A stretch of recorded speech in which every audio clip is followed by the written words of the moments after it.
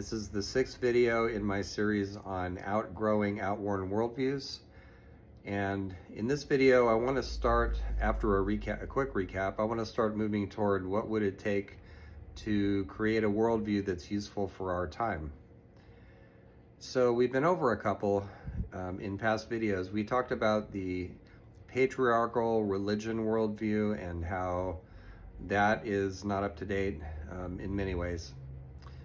And we talked about, let's see, what else? Materialism, scientific materialism.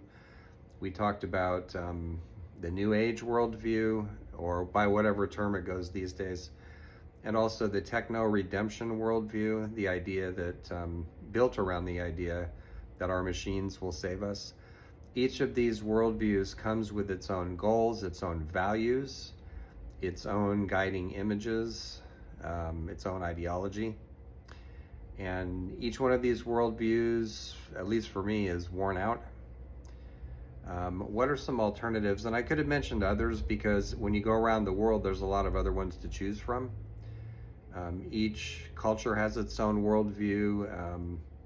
Two that I didn't mention that are pretty common here in the Western world. One would be one that I call a therapy world, and it's all built around images of healing and growth. And like all worldviews, it brings a lot of useful things with it, practices, ideas, sources of knowledge, which I'm going to be referring to as lore. So there's a lot with it that's useful. There's also some blind spots. I'm trying to remember when I did a video, it must have been about a year ago, and I can't even remember the title, but it was something about therapy canards. So common ideas from a therapeutic perspective that actually aren't very accurate or workable.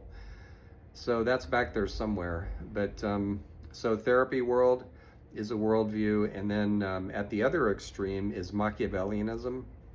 So in this worldview, you step on whoever you need to get ahead. Everybody's only out for themselves, and the goal in life is to win as much as you can. Everybody else is a loser. So this is the worldview of psychopaths and malignant narcissists.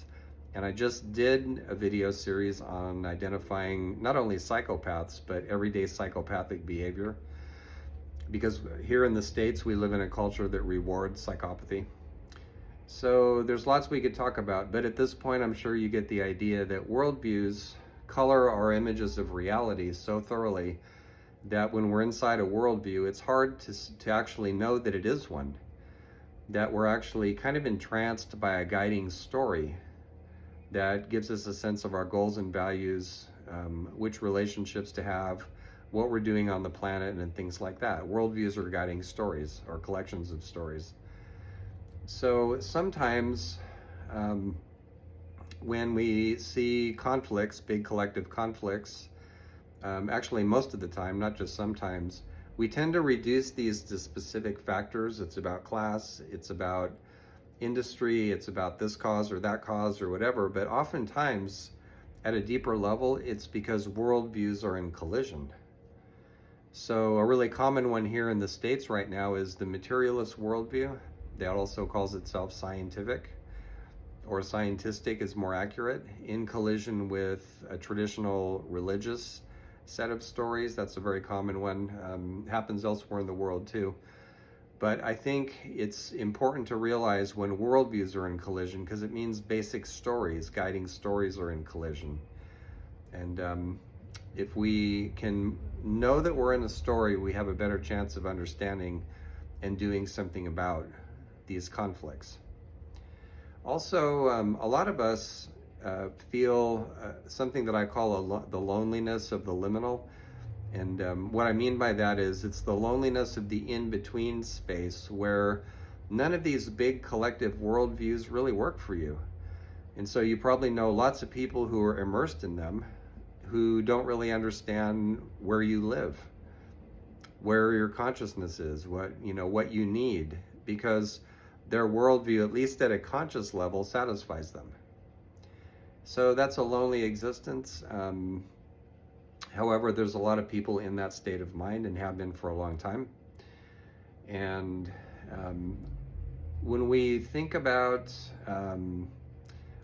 not just disidentifying from a current worldview, but building our own. There's a term I've been using for some time now, and it has to do with assembling a worldview out of bits of story and practice, in other words, lore, that we find personally useful.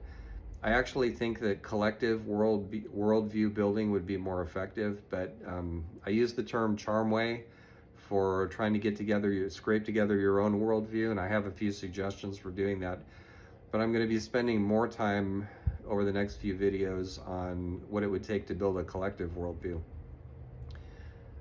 So 5 attitudes I would recommend for going into the process of building your worldview, building a new worldview, a new path for yourself, and maybe a new mythology, right? So these aren't in any particular order, except maybe the first one. Open-mindedness, mental flexibility, very important. Not being rigid about your attitudes, being open to, well, I have to let this one go. It's not serving me anymore.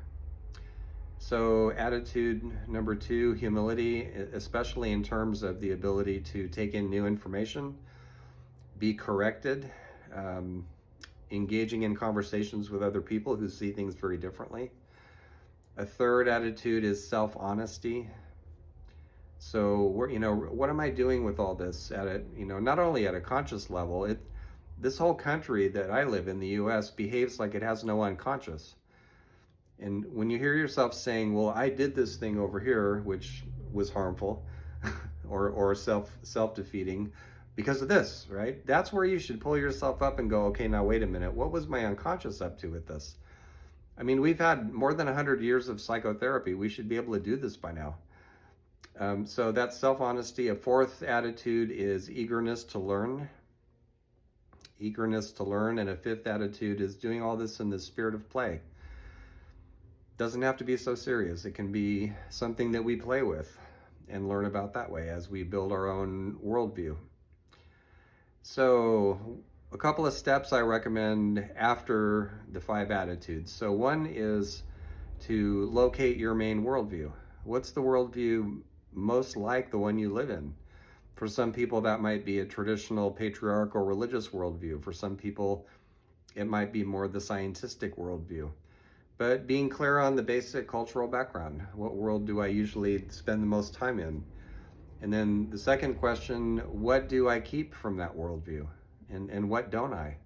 What's not useful for me anymore? A third question is, in other worldviews and other cultures, what else is of value? Or in the history of my own culture, what's of value that got lost? So I'll give you an example.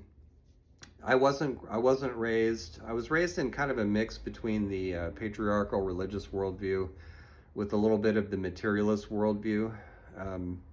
My mother was a laboratory scientist, for instance. Both my parents were college educated. Nevertheless, I grew up in the Lutheran Church, a very conservative form of it. And so one thing that's fascinated me for a long time is animism.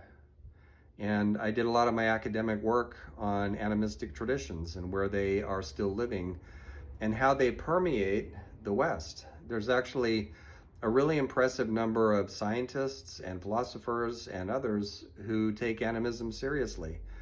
And it's not the idea that rocks think, it's the idea that everything has its own interiority, its own vital presence. Panpsychism and panexperientialism are 2 terms that come up in philosophy. Philosophy of mind is starting to take this seriously. So I like the idea of animism. So that needs to be a part of my own worldview. I treat things not just as objects, but also as presences. And I'm in conversation with things.